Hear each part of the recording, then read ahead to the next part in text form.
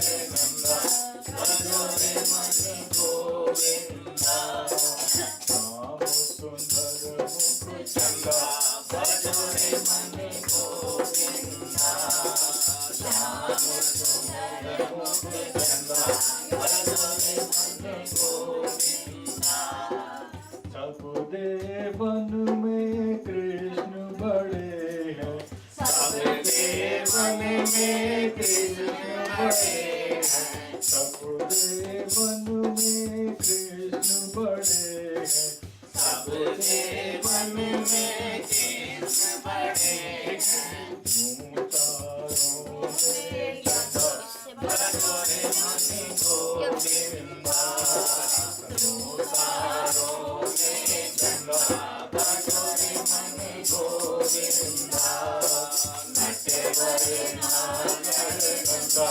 भजो रे मन गोविंदा नटवर नागर गंगा भजो रे मन गोविंदा श्याम सुंदर मुख चंदा भजो रे मन गोविंदा श्याम सुंदर मुख चंदा भजो रे मन गोविंदा सब सखियन में राधा जी बड़ी है सब सखियन में राधा जी बड़ी है सब सखियन में राधा जी बड़ी है सब सखियन में राधा जी बड़ी है जो नदियों में गंगा भजो रे मन गोविंदा जो नदियों में गंगा भजो रे मन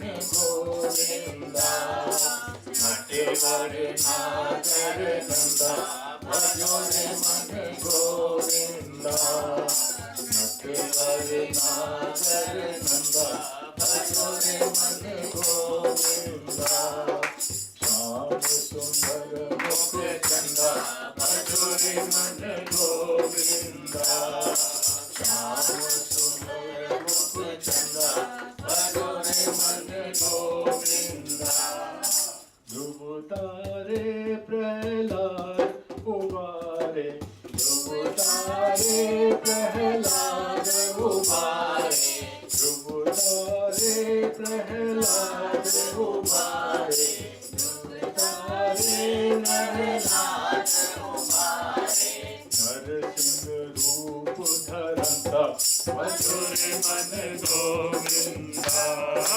नरसिंह रूप धरंता भजो रे मन गोविंदा नटवर नागर गंगा भजो रे मन गोविंदा नटवर नागर गंगा भजो रे मन गोविंदा श्याम सुंदर मुख चंदा भजो रे मन गोविंदा श्याम सुंदर मुख चंदा भजो रे मन गोविंदा कालिद है में नाजो नाजो कालिद है में नाजो नाजो फण फण निरत करंता भजो रे मन गोविंदा फण फण निरत करंता भजो रे मन गोविंदा नटवर नागर गंगा भजो रे मन गोविंदा नटवर नागर गंगा भजो रे मन गोविंदा श्याम सुंदर मुख चंदा भजो रे मन गोविंदा श्याम सुंदर मुख चंदा भजो रे मन गोविंदा वृंदावन में रास रचायो वृंदावन में रास रचायो नाचत बाल मुकुंदा भजो रे मन गोविंदा नाचत बाल मुकुंदा भजो रे मन गोविंदा नटवर नागर गंगा भजो रे मन गोविंदा सत्यवर नागर नंदा भजो रे मन गोविंदा श्याम सुंदर मुख चंदा भजो रे मन गोविंदा श्याम सुंदर मुख चंदा भजो रे मन गोविंदा मीरा के प्रभु गिरधर नागर मीरा के प्रभु गिरधर नागर मीरा के प्रभु गिरधर नागर मीरा के प्रभु गिरधर नागर काटो जम्मू का फंदा भजो रे मन गोविंदा काटो जम्मू का फंदा भजो रे मन गोविंदा सत्यवर नागर नंदा भजो रे मन गोविंदा सत्यवर नागर नंदा भजो रे मन गोविंदा श्याम सुंदर मुख चंदा भजो रे मन गोविंदा श्याम सुंदर मुख चंदा भजो रे मन गोविंदा क्यों भूल गया ये जाइए तो मेरे सुबह तेरे को नींद नहीं आने की अभी तो सो के आ रहेगा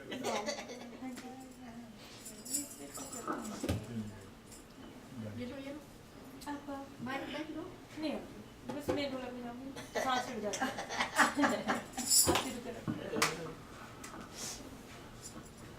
मिलता है सच्चा सुख केवल भगवान तुम्हारे हाथों में बलि राम तुम्हारे चरणों में मिलता है सच्चा सुख केवल भगवान तुम्हारे चरणों में श्री राम तुम्हारे चरणों में यह विनती है पल पल मेरी रही ध्यान तुम्हारे चरणों में श्री राम तुम्हारे चरणों में यही विनती है बारंबार मेरी रही ध्यान तुम्हारे चरणों में श्री राम तुम्हारे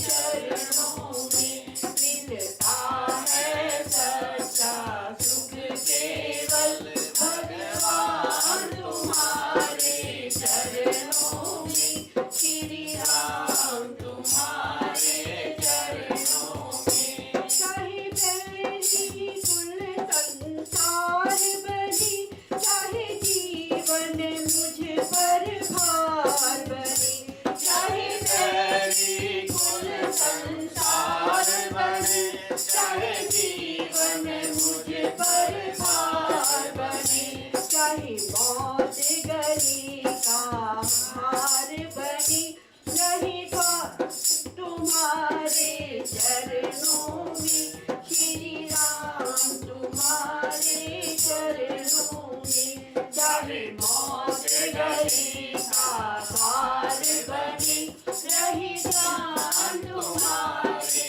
चरणों में श्री राम तुम्हारे चरणों में मिलता है सच्चा सुख केवल भगवान तुम्हारे चरणों में श्री राम तुम्हारे चरणों में चाहे कष्टों ने मुझे घेरा हो चाहे चारों ओर अंधेरा हो चाहे कष्टों ने मुझे घेरा हो चाहे चारों ओर अंधेरा हो पर मन ना डगमग मेरा हो रहे जान तुम्हारे चरणों में श्री राम तुम्हारे चरणों में पर मन ना डगमग मेरा हो रहे जान तुम्हारे चरणों में श्री राम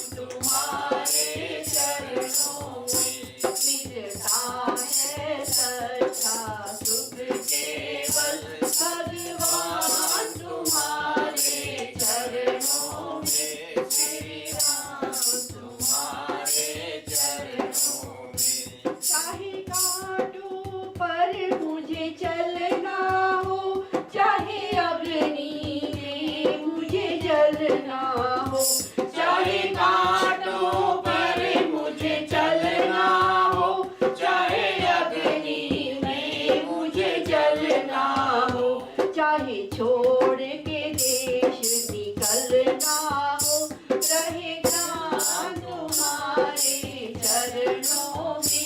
श्री राम तुम्हारे चरणों में। चाहे छोड़ के देश निकलना हो, रहे जान तुम्हारे चरणों में। श्री राम तुम्हारे चरणों में। मिलता है सच्चा सुख केवल भगवान तुम्हारे चरणों में। श्री राम तुम्हारे चरणों में। यही विनती है बारंबार मेरी, रहे ज्ञान तुम्हारे चरणों में। श्री राम तुम्हारे चरणों में। बोल राजा रामचंद्र भगवान की जय। आप भी। अरे चमका दे, क्या हो गया? नहीं नहीं, क्या हुआ? हम लोग आपने चमका गाना देंगे। सकते हो? गावा तो आए हाँ। गाओ ना। नहीं सत्यम की टर्न। लो सकता आप भी देखिए बेटे ऐसे होता है आपका सूझ जाएगा फिर। हाँ, नींद खुल हाँ जाएगी। फिर गुरु जी फिर तो कहेंगे भी सत्यम आज आया है। बेटे की हेल्प करूंगा ले बेटे। सारे करेंगे ना दूसरे ट्रिप पे गया हुआ था ना, आज दोपहर में आया 2 बजे वापस। तो ये 3 दिन में आया आज। वो एडवेंचर कैंप था ना कि 5th ग्रेडर का। ओह अच्छा अच्छा। तो ये आज ही दोपहर में वापस आया। क्या मतलब वहाँ? या ही वाज फुल टायर्ड। हाँ तभी तो कल ही दिखाई दिया। हाँ जी। परसों भी निकला। कौन सा वाला गाना है? सोमवार को गया था। कौन कौन सा गाना बजता था अभी बेटे? ये आप भी सुनाइए। नाम ना ऐसे बोलते बजरंगी भाई। वाला है ना? ऐसे तो ताली बोलते बजा हैं। दे। हाँ नींद खुल जाएगी चलो। हाँ। खड़ा ताली बजा जा। हाँ। करेंगे ना रेडी भी मैं भी। कौन सा? वो बजरंगी तुम्हें मनाओ। हाँ। हाँ हाँ हाँ। इसमें भी है जी। जनरल किताब में बताया। इसमें है। इसमें है। हाँ जी। बजरंगी तुम्हें बुलाऊं काली निगाह में। हाँ सत्यम की। बोलो बजरंगी तुम्हें मनाऊं ताली बजा बजा के बजरंगी तुम्हें मनाऊं ताली बजा बजा के बजरंगी तुम्हें मनाऊं सिंदूर लगा लगा के बजरंगी तुम्हें मनाऊं सिंदूर लगा लगा के बजरंगी तुम्हें मनाऊं सिंदूर लगा लगा के बजरंगी तुम्हें मनाऊं ताली बजा बजा के बजरंगी तुम्हें मनाऊं ताली बजा बजा के गौतम ने तुम्हें मनाया अहल्या ने तुम्हें मनाया गौतम ने तुम्हें मनाया अहल्या ने तुम्हें मनाया नारद ने तुम्हें मनाया वीणा बजा बजा के नारद ने तुम्हें मनाया वीणा बजा बजा के बजरंगी तुम्हें मनाऊं ताली बजा बजा के बजरंगी तुम्हें मनाऊं ताली बजा बजा के ब्रह्मा ने तुम्हें मनाया विष्णु ने तुम्हें मनाया ब्रह्मा ने तुम्हें मनाया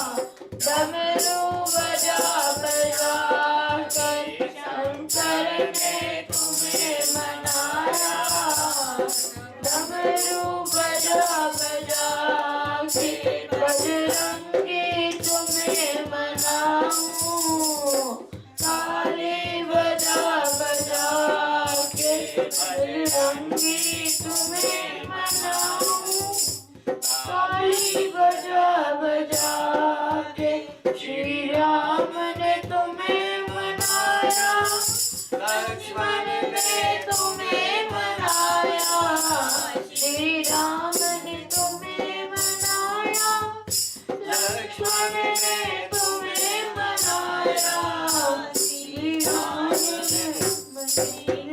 ने तुम्हें मनाया, लंकापुरी में जाके सीता ने तुम्हें मनाया, लंकापुरी में जाके बजरंगी तुम्हें मनाऊं, ताली बजा बजा के बजरंगी तुम्हें मनाऊं, ताली बजा बजा के अर्जुन ने तुम्हें मनाया, सभी पांडव ने मनाया, अर्जुन ने तुम्हें मनाया, सभी पांडव तुम्हें मनाया, श्री कृष्ण ने तुम्हें मनाया, गीता सुना सुना के श्री कृष्ण ने तुम्हें मनाया, गीता सुना सुना के बजरंगी तुम्हें मनाऊं, ताली बजा बजा के संतों ने तुम्हें मनाया, संतों ने तुम्हें मनाया, संतों ने तुम्हें मनाया, संतों ने तुम्हें मनाया, हमने भी तुम्हें मनाया, राम का नाम सुना के हमने भी तुम्हें मनाया, राम का नाम सुना के बजरंगी तुम्हें मनाऊं, ताली बजा बजा के बजरंगी तुम्हें मनाऊं,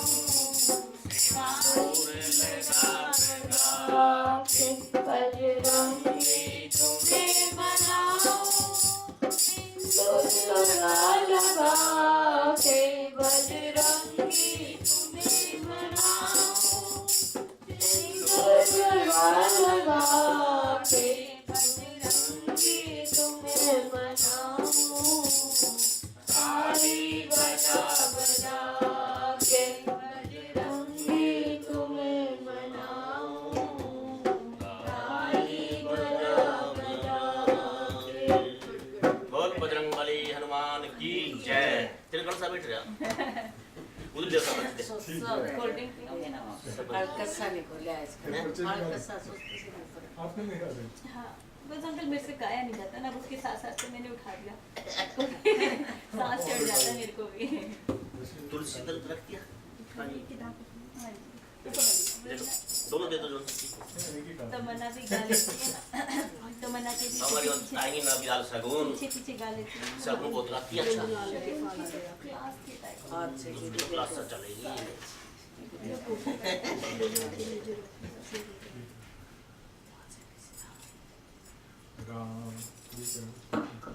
राम नाम के हीरे मोती मैं बिखराऊं गली गली, राम नाम के हीरे मोती मैं बिखराऊं गली गली, ले लो रे कोई राम का प्यारा शोर मचाऊं गली गली, ले लो रे कोई राम का प्यारा शोर मचाऊं गली गली, बोलो राम बोलो राम बोलो राम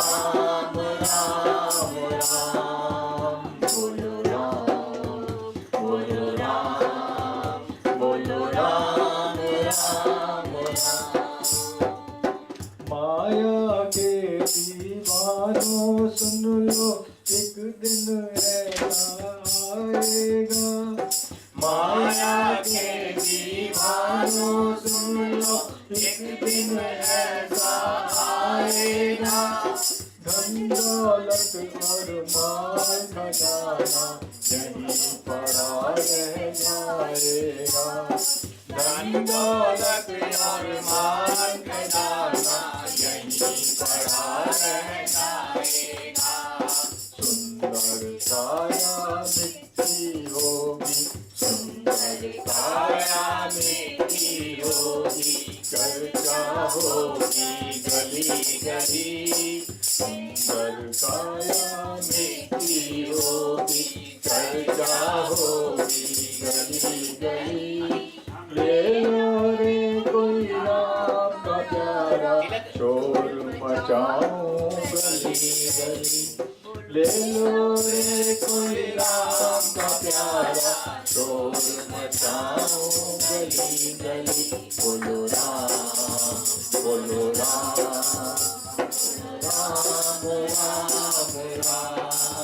बोलो राम, बोलो राम, बोलो राम राम राम।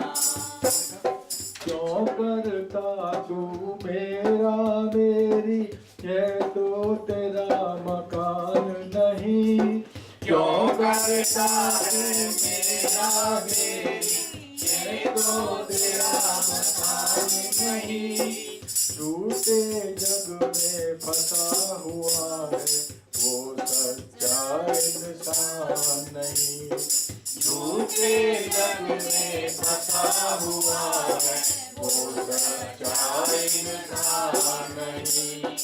जग का मेला दो दिन का है, जग का मेला दो दिन का है, अंत में होगी चला चली।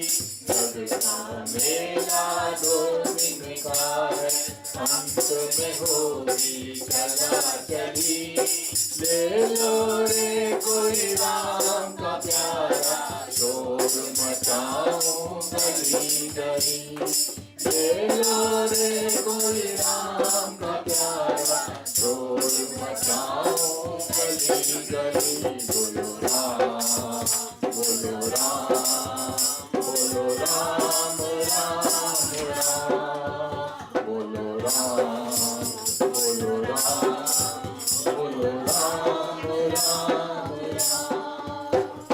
जिस जिसने ये मोती लूटे वो तो माला माल हुए। जिस जिसने ये मोती लूटे वो तो माला माल हुए। धन दौलत के बने पुजारी आखिर वो कंगाल हुए। धन दौलत के बने पुजारी आखिर वो कंगाल हुए।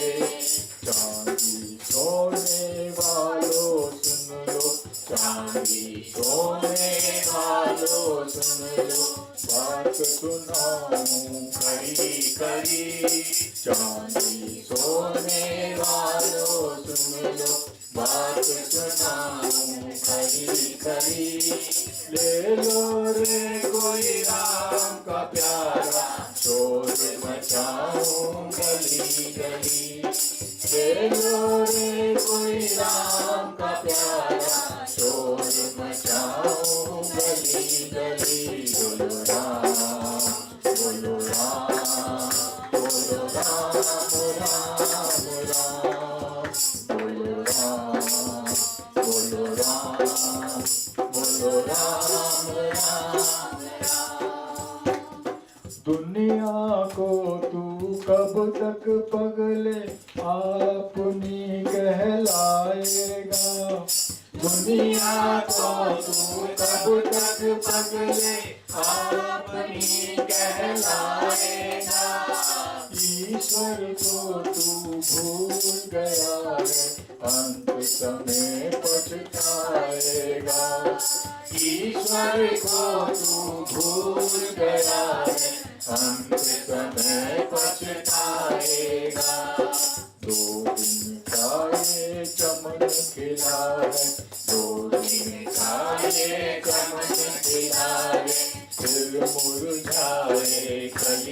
कली तो बिन खाए चमन खिलाए फिर मुरझाए कली कली ले लो रे कोई राम का प्यारा शोर मचाऊं गली गली ले लो रे कोई राम का प्यारा शोर मचाऊं गली गली बोलो राम बोलो राम बोलो राम राम राम बोलो राम बोलो राम बोलो राम राम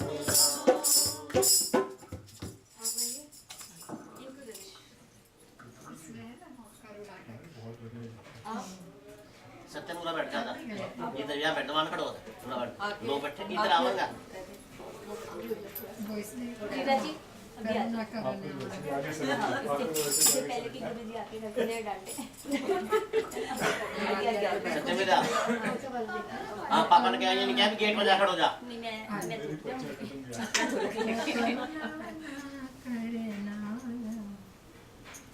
खत्म गया हाँ जी।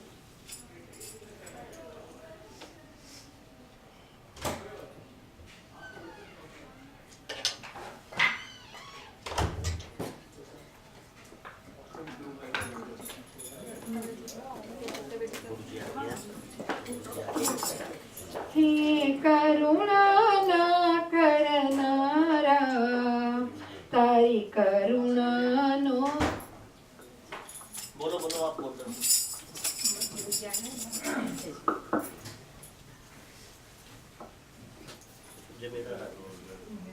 और श्री गुरु महाराज की जय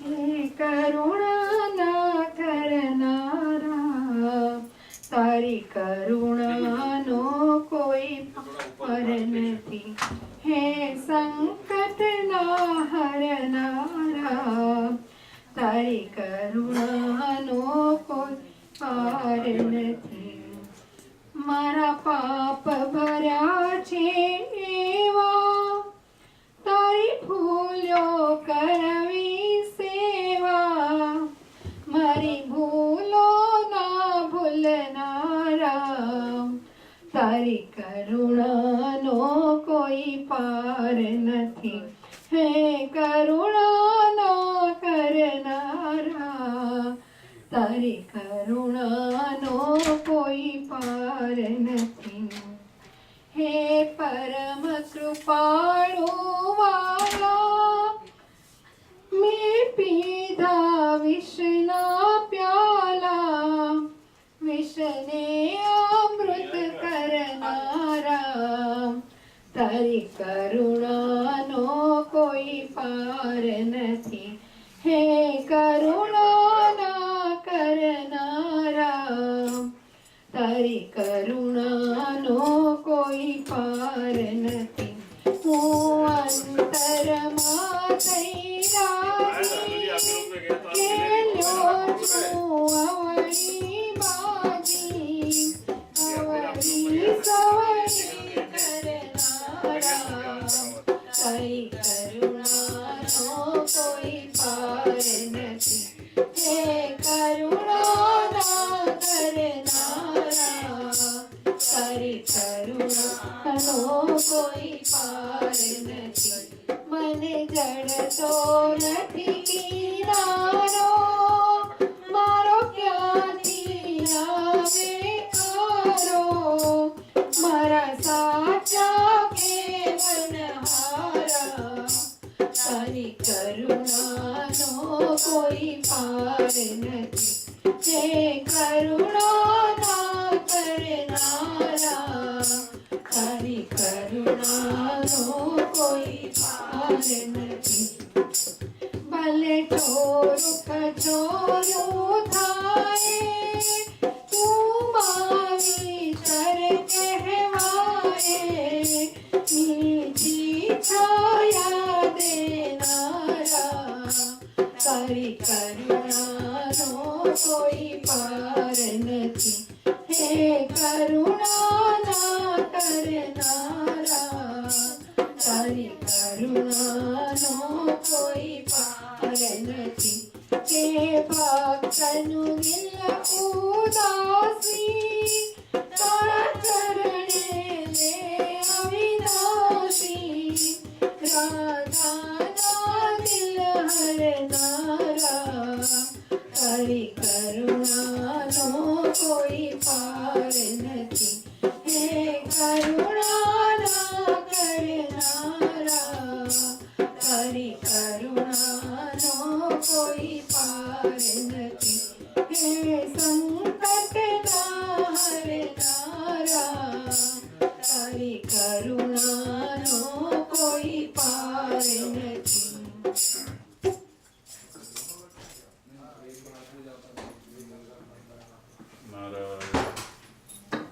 नारायण नारायण नारायण नारायण ओम गुरुर्ब्रह्मा गुरुर्विष्णु गुरुर्देवो महेश्वरः गुरु साक्षात् परब्रह्म तस्मै श्री गुरवे नमः वंशी विभूषितकरान्नवनीरदाभात् पीताम्बराधरुमबिम्बिफलाधरोष्ठात् पूर्णेन्दुसुन्दरमुखादरविन्दनेत्रात् कृष्णात् परं किमपि तत्त्वमहं न जाने सच्चिदानन्दरूपाय विश्वोत्पत्त्यादिहेतवे तापत्रयविनाशाय श्रीकृष्णाय वयं नमः यं ब्रह्मा वरुणेन्द्ररुद्रमरुतः स्तुनुवन्ति दिव्यैस्तवैर्वेदैः साङ्गपदक्रमोपनिषदैर्गायन्ति यं सामगाः ध्यानावस्थिततद्गतेन मनसा पश्यन्ति यं योगिनो यस्यान्तमनविदो सुरासुराणां देवाय तस्मै नमः देवाय तस्मै नमः देवाय तस्मै नमः ॐ सहनौ भवतु सहनौ भुनक्तु सह वीर्यं करवावहै तेजस्विनावधीतमस्तु मा विद्विषावहै ॐ शान्ति शान्ति शान्तिः श्रीमन्नारायण नारायण नारायण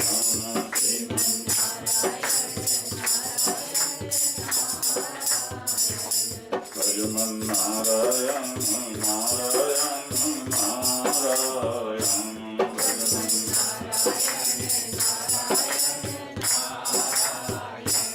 सत्यनारायण नारायण नारायण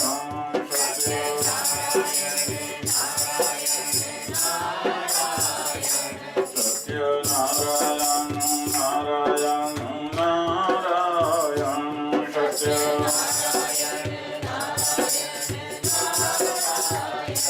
सद्गुरु नारायण नारायण नारायण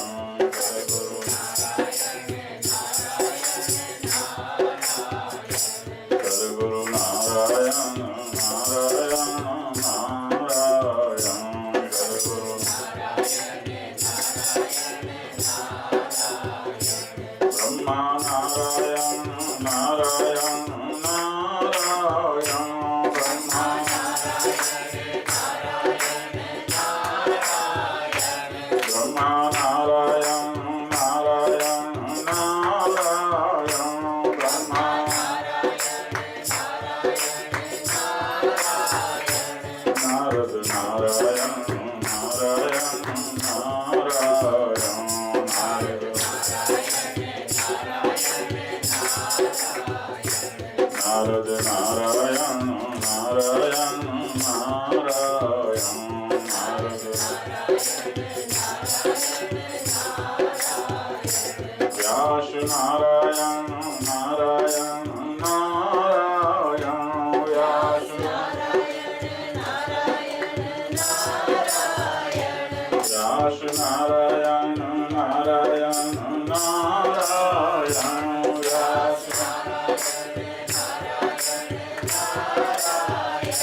सुखदेव नारायण नारायण नारायण सुखदेव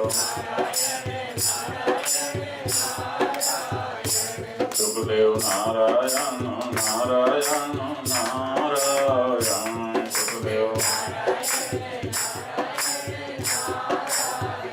भागवत नारायण नारायण नारायण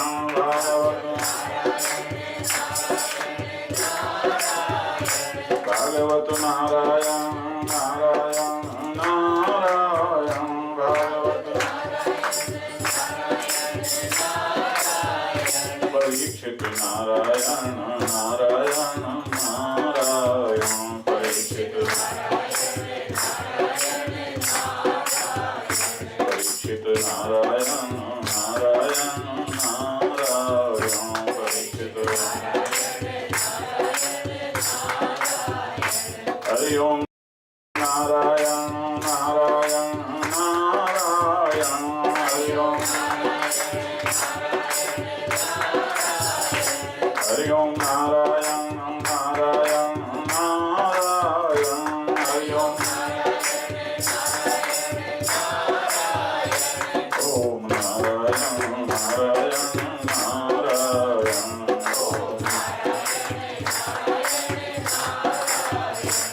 ओम नारायण नारायण नारायण ओम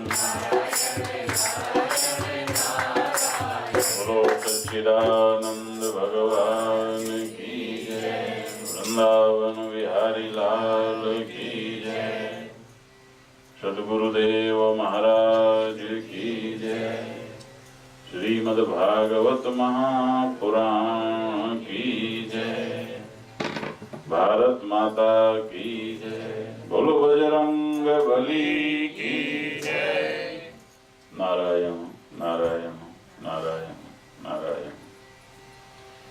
आइए कथा में आगे बढ़ते हैं। नारायण बोलो सच्चिदानंद भगवान की जय नारायण नारायण नारायण नारायण।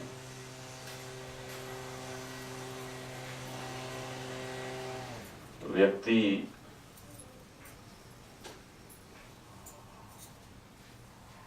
अपने जीवन में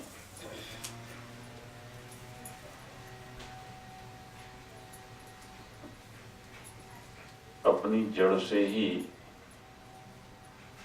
यदि गलत हो जाए तो फिर उसको विनाश की तरफ जाना पड़ता है। और जड़ है आपकी आत्मा का, आपके व्यक्तित्व से मेल। जैसे आप बीज को जमीन में डालते हो तो बीज जब जमीन के अंदर जाता है तो फिर वहाँ वो जमीन में जाकर फिर अंकुरित होता है। तो अंकुरित होते ही उसमें से जड़ निकलती है। दो दिशाएं होती हैं, है ना, एक नीचे की तरफ और एक ऊपर की तरफ। तो ऐसे ही आप नारायण आपके अपना आपका जो आत्मा है वो जब आपके अंतःकरण से मिलता है तो उसमें भी दो दिशाएं होती हैं, एक बाहर की तरफ और एक भीतर की तरफ। यदि भीतर की तरफ आप ध्यान दें तो वही जड़ है वो। यदि वो उसको ध्यान दें तो बीज क्या है ये उसका तत्व बना रहता है, क्योंकि वो उसकी वो नीचे है। और यदि ऊपर की तरफ ध्यान दें तो ऊपर तो महाराज बड़ा विस्तार होता है। पहले 2 दल निकलते हैं, फिर 4 होते हैं, फिर तना, फिर डालें, फिर ये फिर बहुत। तो ऐसे ही नारायण हम जब केवल केवल केवल अपने शरीर से शुरू करके संसार में रहते हैं, ईगो और शरीर से शुरू करके, तो बहुत सीधी सी साफ सी बात है कि हम जो हमें चाहिए, सचमुच चाहिए, मैं कई बार आपसे कहलवा चुका हूं कि आपको अस्तित्व की रक्षा, अमरत्व चाहिए। आप नहीं नष्ट होना चाहते हो। आपको ज्ञान चाहिए, आप बेवकूफ नहीं होना चाहते हो, है ना। आपको सुख चाहिए, आप दुखी नहीं होना चाहते हो। और आपको आजादी चाहिए, आप गुलाम नहीं होना चाहते हो। ये सारे लक्षण आपकी आत्मा के हैं। आपका आत्मा मरता नहीं है, आपकी आत्मा में कभी अज्ञान नहीं होता, आपका आत्मा कभी दुखी नहीं होता, और आपका आत्मा कभी गुलाम नहीं होता। तो चाहिए तो आपको वही, लेकिन उसको जब आपकी दिशा बदल गई तो फिर आप जीवन भर खोज यही रहती है, खोज यही रहती है। और आपकी दिशा उल्टी होने से यही खोजते हो। इन चारों के अलावा कोई और चीज खोजते हो? बोलो। अस्तित्व को बढ़ाना चाहते हो, ज्ञान को बढ़ाना चाहते हो, सुख को बढ़ाना चाहते हो, और अधिक से अधिक आजादी का उल्टा, अपन दूसरों को अपने अधिकार में लेना चाहते हो। तो लगता है हम आजाद हैं, जितने लोग हमारे पीछे हैं हम आजाद हैं। तो ये भ्रमपूर्ण जीवन वंचित कर देता है अपने स्वरूप से और प्रेम से। आत्मा के तल पर यदि रहो तो फिर तुम्हें प्रेम रहे, है ना। शरीर और संसार के तल पर रहोगे तो प्रेम और श्रद्धा का कहीं दूर दूर तक प्रश्न पैदा नहीं होता। और किसी से भी टूटोगे, किसी से भी टूटोगे, हैं? वहां बाप भी कीमत नहीं रखता, भगवान भी कीमत नहीं रखता, है ना। दक्ष को प्रजापतियों का अध्यक्ष बना दिया गया। ध्यान देना जरा, दक्ष। ये जो दक्ष है, दक्ष का मतलब होता है चतुर। चतुर मैंने बताया था ना, काम कहीं बताया था मैंने कि चतुर, चालाक, चालू, है ना। कोई चतुर होता है, कोई चालाक होता है, और कोई चालू होता है। तो चतुर वो है जो अपने प्रति सावधान है, मेरा नुकसान ना हो। ये बात अलग है कि उसकी परिभाषा ठीक है कि नहीं ठीक है, लेकिन उसकी अपनी जो परिभाषा नुकसान और फायदे की है, उसी परिभाषा के सिर्फ देखो, हर आदमी अपनी अपनी डिफिनीशन में ही तो जिएगा। हम कितना तुम्हें बताएं, लेकिन तुम्हारी बुद्धि में जिन परिभाषाओं का संस्कार पड़ गया है, तुम उन्हीं में जियोगे, उसी से तुम सब कुछ तो लोगे। तो अपनी परिभाषा यानी अपनी डिफिनीशन के लाभ ये है, फायदा ये है कि नुकसान ये है, तो उस हिसाब से जो अपने फायदे के लिए सदैव सतर्क रहता है और उस फायदे के लिए वो किसी को भी छोड़ सकता है ना, वो चतुर है, उसकी योजना करता है। और चालाक वो है, चतुर फिर भी गलत रास्ता नहीं अपनाता हो, और चालाक वो है, और चतुर दूसरे का भी ध्यान रखता है, दूसरे का भी, इसलिए चतुर बुरा नहीं माना जाता। चालाक वो है जो केवल अपना ध्यान रखता है, अपना ध्यान रखता है और अपने हिसाब से सबको घुमाता है। सही दिशा में भी वो अपना ध्यान हमेशा रखता है। और चालू वो है महाराज जिसका कि कोई दीन ईमान नहीं होता, वो नीति अनीति कुछ भी कर सकता है। तो ये दक्ष चतुर है। दक्ष कहते हैं ना, दक्ष होशियार, होशियार, भाई मैं इसमें दक्ष हूं कि आप ये काम कर सकते हो कि हाँ हाँ मेरी दक्षता है। दक्षता है माने मैं इसमें पूरी तरह से पट हूं। तो ये दक्ष है, दक्ष है। और देखो अब हम कितना कितना बतावें, दक्ष की पुत्री सती है, वो शिव जी को ब्याही है। और दक्ष प्रजापतियों का जब अध्यक्ष बन गया तो महाराज एक बहुत बड़ी सभा हुई। तो उस सभा में ब्रह्मा विष्णु महेश, अब जब भगवान शंकर जब ब्रह्मा विष्णु की कैटेगरी में आएंगे तो वो तो फिर वो तो उन्हीं के बीच में बैठेंगे ना। अब वहां तो वो सबसे सर्वोपरि है, बल्कि सर्वोपरि है, सर्वोपरि, क्योंकि ब्रह्मा भी खत्म होता है, विष्णु भी लीन हो जाते हैं, शिव जी का कुछ इधर उधर नहीं है। शिव जी की शादी हो रही थी तो पूछा आचार्य ने वो कि तो आपका नाम के शंकर, के बाप का नाम के ब्रह्मा, के बाप का नाम के विष्णु, के उनके बाप का नाम, तो बोले मैं हूं, मैं खुद करें क्या। आखिर में शंकर तो शंकर है महाराज। ये बात कच्चे चेलों को समझ में नहीं आएगी बोला। तो लेकिन अब वो बैठेंगे तो वहीं बैठेंगे, ब्रह्मा विष्णु महेश जब बैठे हैं तो उनकी कतार में बैठेंगे। अब उस समय वो तुम्हारे दामाद थोड़े हैं। और महाराज जब दक्ष आया तो सब खड़े हो गए। देखो ईगो का खेल, देखो ये कथाएं मैं इसी पर जोर देता हूँ। भले ही किसी को कुछ भी समझ में आए, मुझे इससे कुछ लेना देना नहीं है।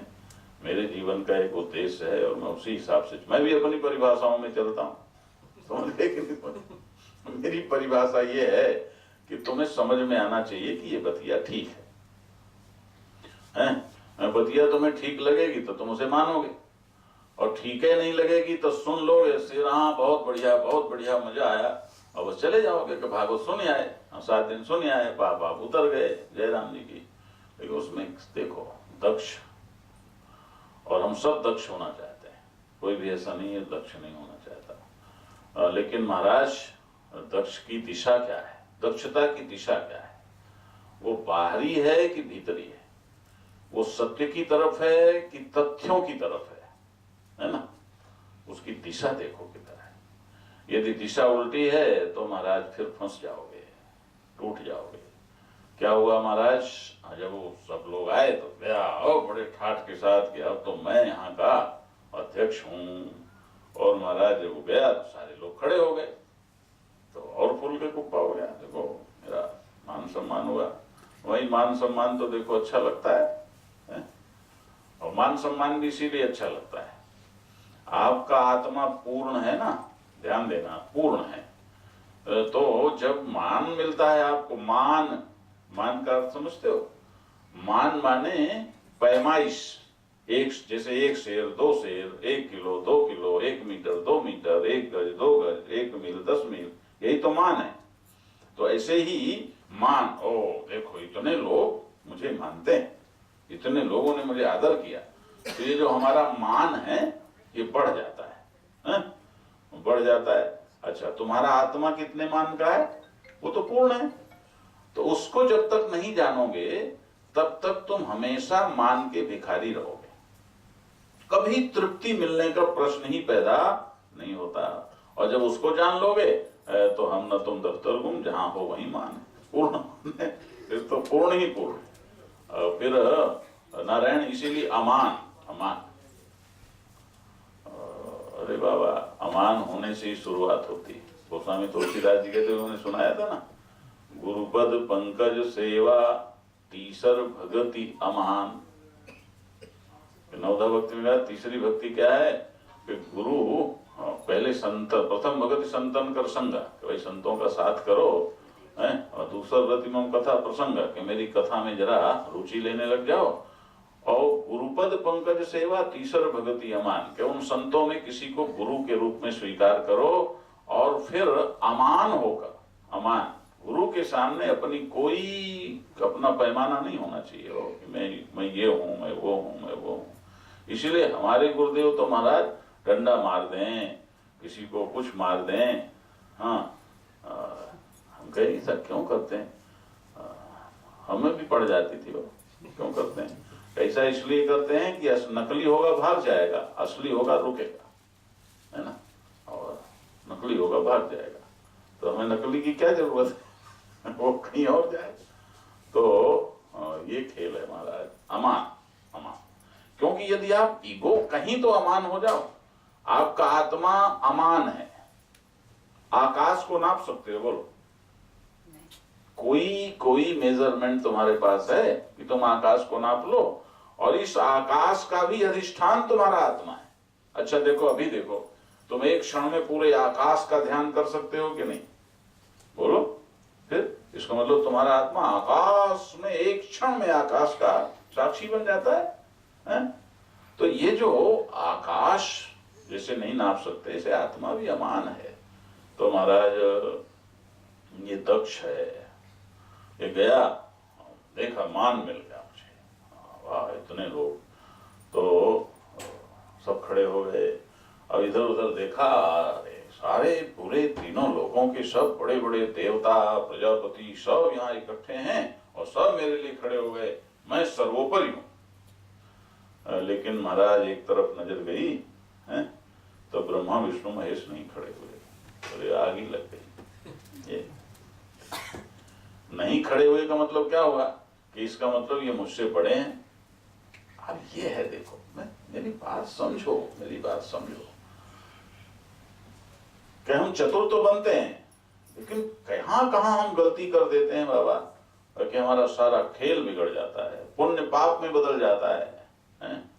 ध्यान देना, ध्यान देना, ध्यान देना, सारा खेल बिगड़ जाता है। और कौन बिगाड़ता है? ये अहंकार। अहंकार के जड़ में क्या है? अविद्या। अविद्या कैसे जाएगी?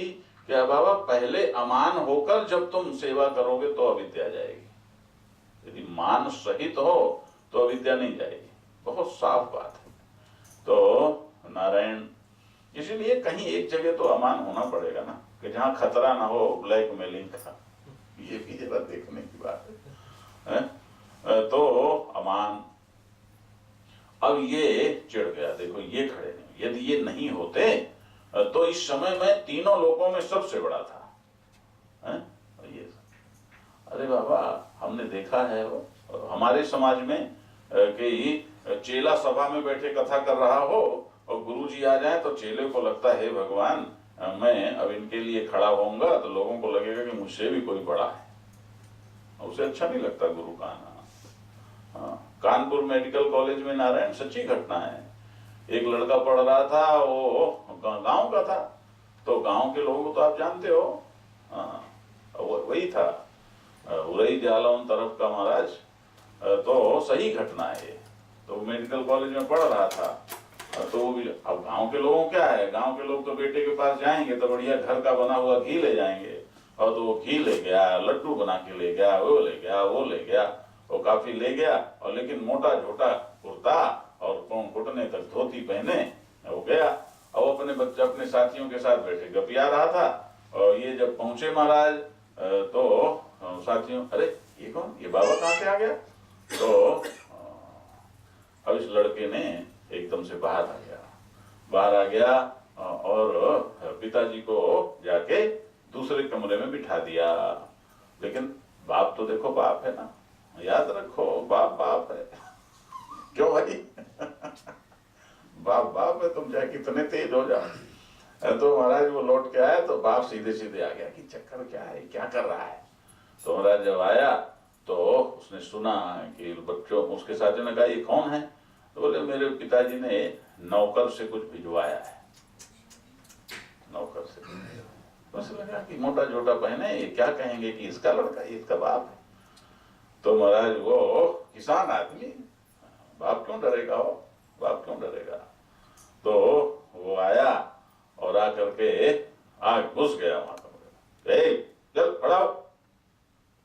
बाप तो बाप है, चल उठा बोरिया बिस्तर। तो लड़के नाराज, कैसी बात करते हो? बोले सुनो, क्या कह रहा था ये कि मैं इसके बाप का नौकर हूं? मैं इसके बाप का नहीं, इसकी माँ का नौकर हूं। मेरे पैसे से यहाँ गुलछर्रे उड़ा रहा है, मुझे नौकर बताता है। और महाराज वो नहीं माना, एक उसका था पुरिया बिस्तर बांध के। गांव के लोग महाराज, गांव के बूढ़ों में भी इतनी ताकत होती है कि वो जवान, एक दो चार जवानों को पटक दें, समझ गए कि नहीं? वो भैंस का घी खाए हुए होते हैं, मेहनत करते हैं। तो महाराज वो ले आया उठा के, नहीं महाराज पर ऐसा मुझे नौकर बताता है। तो ये स्थिति होती है ईगो की। और आप लोग भी देखो, अकेले में समझो अपने बारे में कि तुम्हारा ईगो तुम्हें कहां कहां पटखनी देता। एक तो प्रेम तो तुम कर ही नहीं सकते, प्रेम और श्रद्धा जो दो जरूरी तत्व हैं, उनसे तो तुम वंचित ही रहोगे बाबा। कभी भी जीवन में प्रेम संभव नहीं है ना। और प्रेम से तो शुरुआत होती है, प्रेम नहीं संभव है। अपने से प्रेम, जहां अपने अपने का हिसाब होगा वहां प्रेम होगा। भगवान से, अरे बाबा भगवान और साधु और गुरु तो जानते हो किस क्लास के कर्मचारी, पता है तुमको? 4th क्लास के। हाँ, तो वैसे प्रथम श्रेणी में तो अपना शरीर आता है, आत्मा तो छोड़ो, अपना शरीर, अपना शरीर। दूसरी श्रेणी में अपने स्वजन आते हैं, और तीसरी श्रेणी में पैसा आता है। हाँ, देखो अपने लिए कुछ तकलीफ हो तो पैसा देखेंगे क्या? अच्छा, अपने अपने अपने अपनों को तकलीफ हो तो पैसा देखेंगे। फिर तीसरी श्रेणी में खुद पैसा है, फिर चौथे में भगवान का नंबर आता है। हाँ? भगवान 4th क्लास का कर्मचारी। अब 4th क्लास का कर्मचारी उसको मानोगे तो वो नहीं खड़ा होगा तो तकलीफ तो होगी। और महाराज बड़ी तकलीफ हुई। उसने सोचा ब्रह्मा जी, अरे ये तो मेरे बाप हैं, अभी मैं क्या कहूँ। कम से कम इतनी तो अकल थी कि बाप का नौकर नहीं कहा, नहीं क्या कहूँ। और दूसरे विष्णु, अरे ये तो लक्ष्मी के पति हैं भाई, अरे बाप रे, इनको क्या कहूँ, लक्ष्मी पैर दबाती है। और शंकर जी पर नजर गई, ध्यान देना, शंकर जी पर नजर गई महाराज तो ले उड़ा। ये देखो मरकट लोचन, बंदरों जैसी आंखें, न कोई बैंक बैलेंस है, न कोठी है, न बंगला है, भूत रमाए ताक लगाए, इसको मैंने कहां से अपनी बिटिया दे दी, और ये अपने जाने क्या समझता है। ओ महाराज, अब जो शंकर जी के गण थे और जो विष्णु के और दूसरे गण थे, उनमें आपस में छन गई और ठन गई उनमें। वो उनको कहने लगे, सापा सापी होने लगे, जाओ तुम्हारा ये हो जाओ, जाओ तुम्हें यज्ञ में भाग न दो। अब वातावरण महाराज बिगड़ते देखा। देखो शंकर का मतलब क्या होता है, शंकरोति इति शंकरः, के जो हमेशा शांत रहते हैं और शांति का सृजन करते हैं, वो शंकर है। देखो ब्रह्म को यदि चित्रांकित करना हो तो शिव जी का चित्र देख लो। अरे महाराज क्या शंकर जी हैं, पता ही नहीं लगता क्या है। सांप लपटे हैं, बिच्छू लपटे हैं, गंगा भी है सिर में। गंगा पवित्रता की पर्याय है, पुण्य की पर्याय है। गंगा और पाप एक साथ रह सकते हैं? बोलो। वो गंगा उनके सिर है, सिर में। चांद उनके सिर में है। और कौन सा चांद उनके सिर में? वो चांद जिसमें कलंक नहीं होता। दूज के चांद में कलंक नहीं होता, बोला माने जो दूज के चांद में धब्बा नहीं होता, वो चांद उनके सिर में है। जटा जूट धारी हो, कुछ मस्त है। तो महाराज वो वॉकआउट कर गए। जैसे ये वॉकआउट कर जाते हैं ना संसद में नेता लोग, हैं, जैसे हमारे मुकुल जी वॉकआउट कर गए। तो वॉकआउट कर गए हो। अब क्या हुआ, ध्यान देना, थोड़ा मौज भी करते जाओ, हंसी खुशी कथा होनी चाहिए। तो अब वॉकआउट कर गए तो देखो, अब इस बारीकी को जरा समझो। तुम्हारी डिक्शनरी तो जो है, हम ऐसा समझाने की कोशिश करते हैं कि तुम जरा हमारी डिक्शनरी को समर्थन दो, ठीक है ना। होता ये है कि जो असलियत है वो असलियत ही रहती है। तुम कितनी डिक्शनरी अपनी बनाओ, लेकिन जो सच है वो सच ही रहता है, समझ गए ना, है ना। मैंने कई बार तुमसे कहा है कि जितने सद्गुण हैं वो तुम्हारी रियलिटी है। बुराइयां तुम यहां सीखते हो, अच्छाइयां परमात्मा तुम्हें दे के भेजता है। तुम जरा भी होश में आओ तो अच्छाई ही तुम्हारे अंदर जोर मारती है, ध्यान देना। तुम गफलत में हो तो अच्छाई जोर मारती है, तुम भावुक हो तो अच्छाई जोर मारती है, तुम भगवान के समीप जरा सा जाओ तो तुम्हारे अंदर अच्छाई आने लग जाती है। लेकिन तुम्हारे पाप तुम्हें अच्छा करने नहीं देते। हमने बहुत देखा, हम किसी का भला करना चाहते हैं लेकिन उसके पाप उसे उस मार्ग में जाने नहीं देते, हो जाने नहीं देते, वो खोपड़ी घुमा देंगे।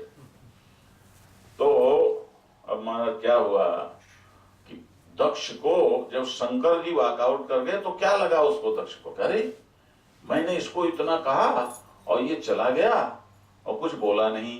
ये तो सबकी नजर में ये तो बन गया शांत अच्छा, और मैं बन गया क्रोधी बुरा। अब लोग छोटे बच्चों को भी तुम कहना अरे गंदी बात, तो सुधरते हैं कि नहीं सुधरते? ये बड़ा विचित्र है। तो महाराज अब उसको ये बात चुभ गई, फिर वातावरण तो फिर ठीक हो गया, लेकिन ये बात चुभ गई तो अहंकार की चुभन तुम्हें जीवन भर दुखाती है। और जो अहंकार तुम्हारा, ध्यान देना तुम्हारी नहीं कहता, तुम लोग तो सब बड़े सिद्ध हो, अच्छे हो। जो अहंकार मूर्खता से पैदा होता है, अविद्या से पैदा होता है, वो अविद्या, अविद्या से फिर अस्मिता, फिर राग, फिर द्वेष, फिर अभिनिवेश। सबसे पहले अविद्या, अविद्या माने नासमझी, कि नासमझी क्या, कि मैं आत्मा हूं ये ना समझकर मैं शरीर हूं ये समझना, इस अज्ञान को अविद्या कहते हैं। इससे पैदा होता है नारायण अस्मि भाव, मैं शरीर हूं। तो अब उसने क्या किया कि उसके दिल में चुप गया, अरे मैं इसे नीचा दिखाऊंगा, ऐसा करता हूं इसका नामो निशान मिटा देता हूं। और महाराज बड़ा भारी यज्ञ किया। उस यज्ञ में सबको निमंत्रण भेजा, शिव जी को नहीं भेजा। मतलब सिर्फ इतना था कि मैं यज्ञ करूं और उस यज्ञ में इसको नहीं बुलाऊंगा, सब आएंगे तो अपने आप ही इसका हो जाएगा, है ना। तो महाराज शिव जी को नहीं बुलाया। इधर क्या हुआ, वो यज्ञ हो रहा था तो सब लोग देखो आजकल साधुओं के पास गाड़ी हो कुछ हो तो लोग छाती फाड़ने लगते हैं। देखो देखो पावर, असल में लोग ये समझते हैं कि साधु को जैसे कोई कुछ जाने क्या क्या लोग समझते हैं। अरे बाबा, साधु हर क्षण हर पल समाज की सेवा करता है, समाज को देता है, तुम उसे क्या देते हो, हैं? बोलो, साधु को क्या दे? थोड़ा प्रेम दे सकते हो तो वो भी पता नहीं कब तुम देते हो, फिर कब वापस भी ले लेते हो, वो भी पता नहीं लगता है। कब मान करो और कब जय श्री राम हो जाओ, कोई ठिकाना नहीं तुम्हारा। तो महाराज सब साधु अपने अपने विमानों में जा रहे थे। यहाँ तो कारें है, वहां उनके तो विमान थे, वो विमानों में ऐसा बढ़ा, अपने अपने विमानों में ऋषि महर्षि देवता अपने अपने विमानों में जा रहे हैं। तो महाराज अब एक और बात थी, ये जो सती थी कैलाश में भगवान शंकर बैठे हैं और सती की सीट भी छिन गई है, मंत्रालय छिन गया था सती का। कौन सा मंत्रालय सती के पास था? गृह मंत्रालय। तो गृह मंत्री तो थी, लेकिन वो गृह मंत्री की सीट छिन गई थी। तो कहाँ बैठता था गृह मंत्री? के बाएं भाग में। और महाराज कहाँ बैठा है? सामने। वो सीट भगवान ने छीन ली। क्यों छीन ली? थोड़ा सा जानते तो तुम होगे। और महाराज एक बार भगवान शंकर ने कहा कि देखो मेरे इष्ट देव आए हैं, मैं उनके दर्शन करने जा रहा हूँ।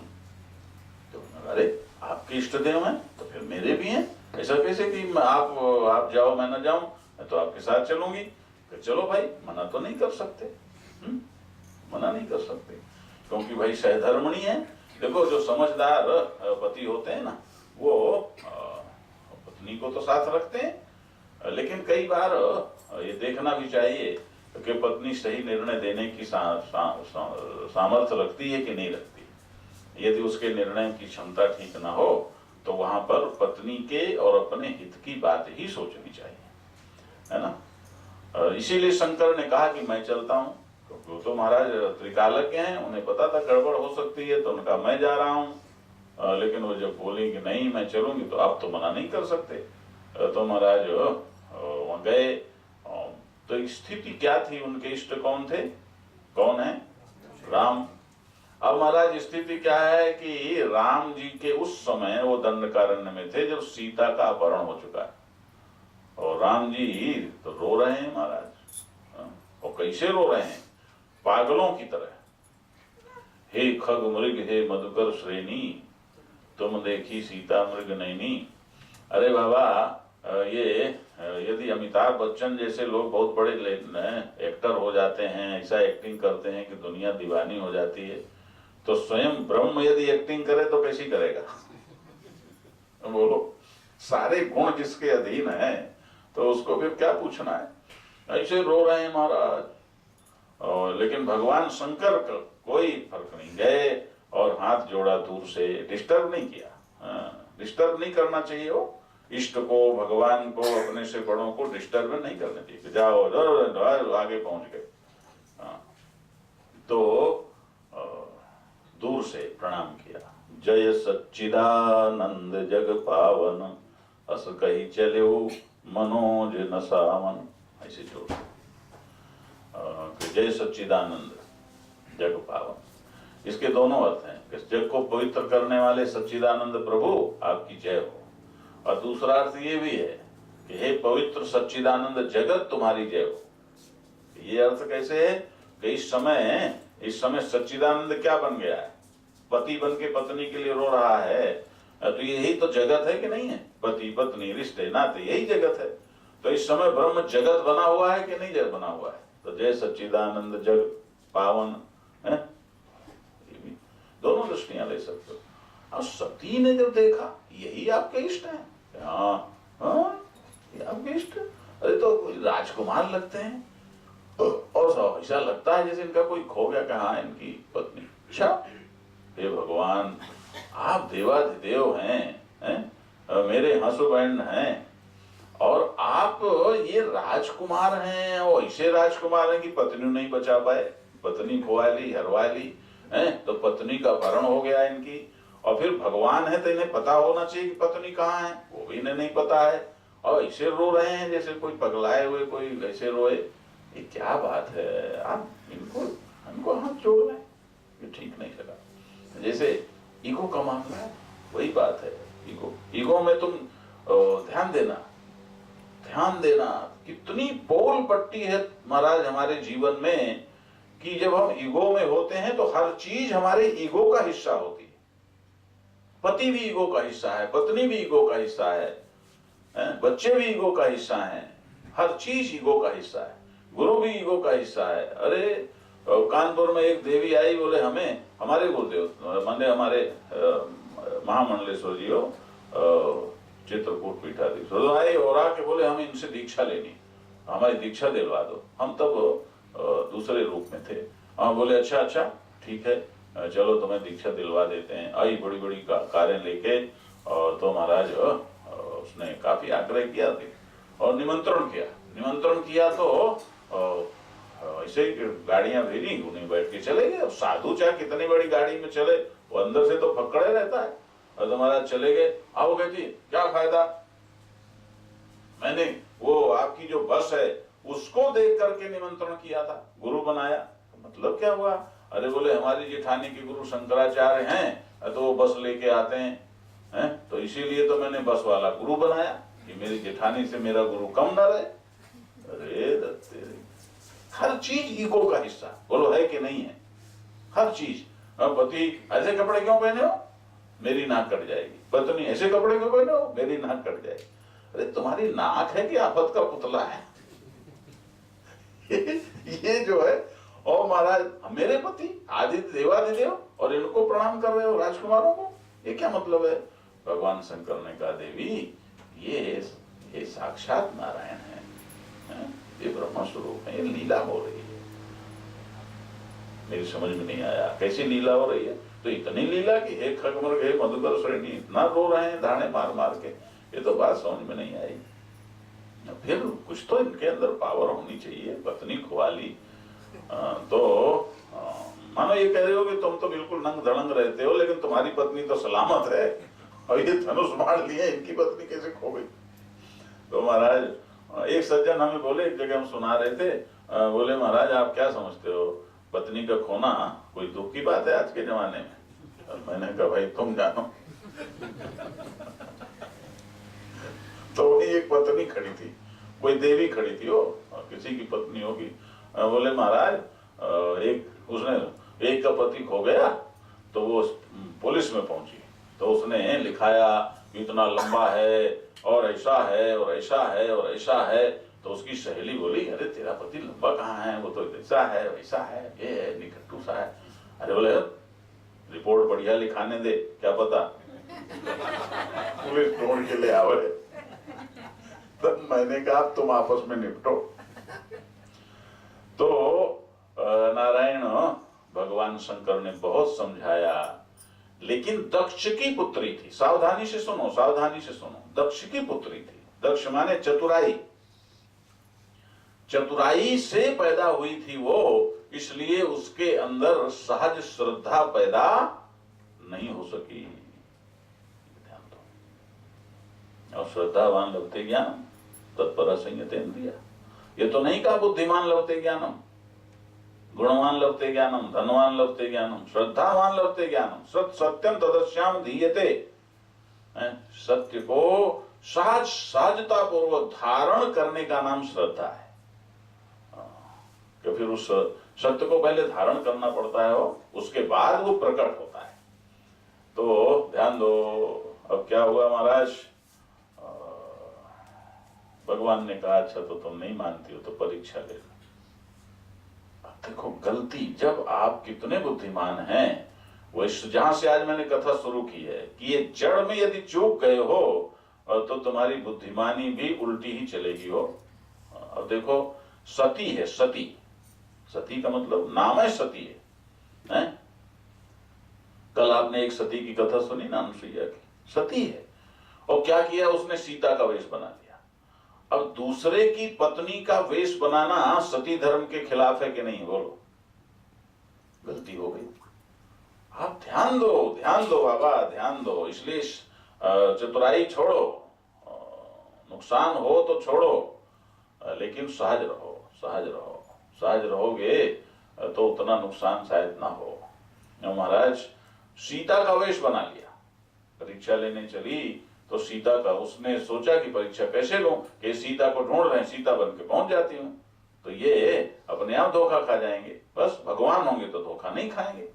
और महाराज ये सीता बन के जो सामने पहुंच गई तो भगवान राम हाथ जोड़कर खड़े हो गए। अरे आप अकेली कैसे घूम रही हो? मतलब क्या हुआ कि अकेली ही घूमना तो हमारी भारतीय संस्कृति के खिलाफ है। अकेली की नाक कान कट जाते हैं हो। समझ गए कि नहीं समझ गए?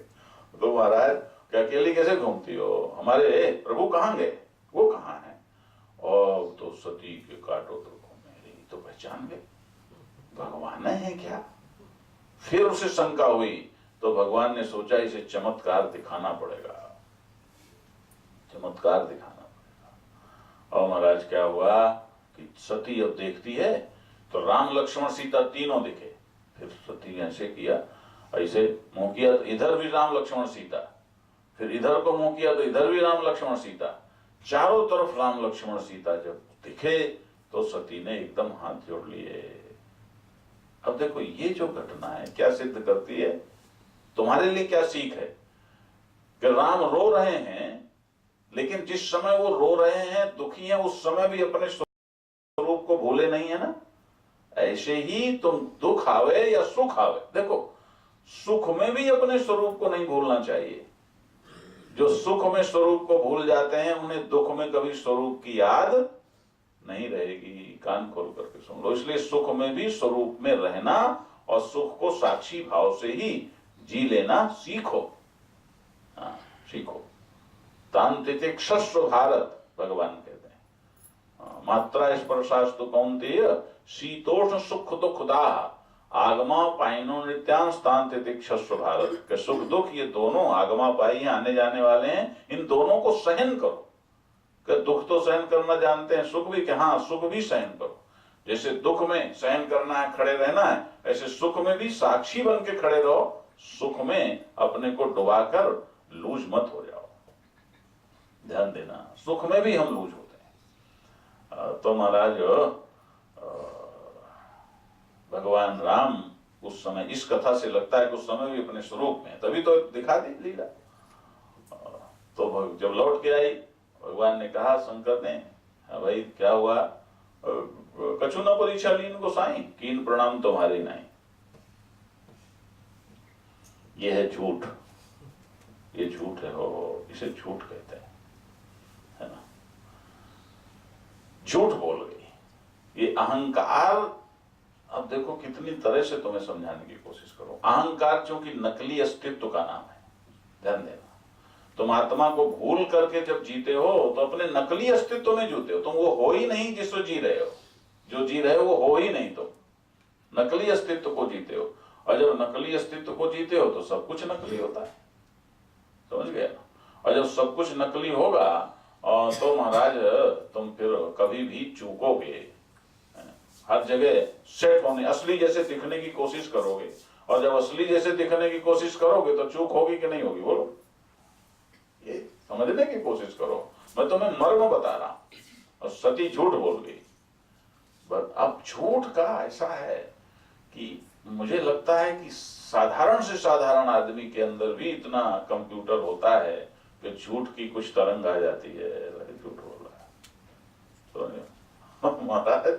और भगवान शंकर तो भगवान शंकर है, और उन्होंने तब शंकर देखे धरि ध्याना, ये बात भी जरा नोट करो।